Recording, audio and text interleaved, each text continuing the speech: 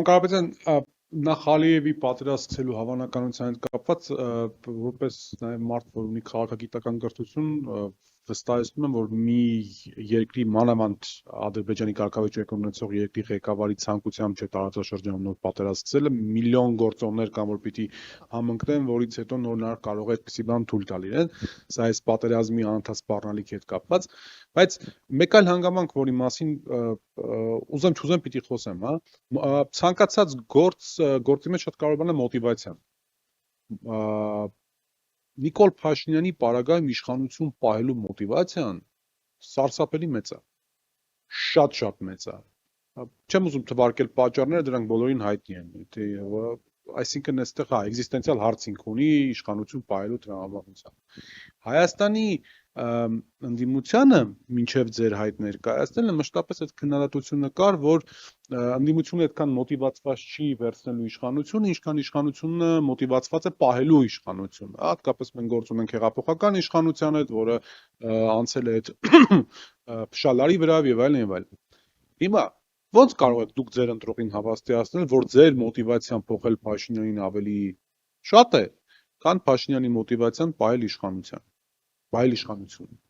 Ամենօրյա աշխատանքով, ամենօրյա մեր ծրագրերով, մենք ամեն օր ներկայացնում ենք մեր ծրագրերը, դրա համար ժողովուրդը պետք է որոշի, իրենց համապատասխանում են մեր ծրագրերը, թե ոչ, մենք չենք կարող երդվել Ալիևի անունով, մենք պարզ ներկայացնում ենք մեր ծրագրերը և ամեն օր ենք դա անում, դրա համար հնարավորություն ենք տալի ժողովուրդը որոշի մեր ցանկությունները, մեր մոտիվացիան, մեր հնարավորությունները և համեմատի փողոցային ղժղժոցի հետ, եթե իրեն նորից համապատասխանում է այդ ղժղժոցը, ինչը որ մենք չենք տեսնում նորից ասեմ հարցումներով, չի համապատասխանում, ընդամենը վախի մթնոլորտում պահված ժողովուրդ է, ինչը որ ընտրության օրը մենք շատ սյուրպրիզներ ենք ունենալու,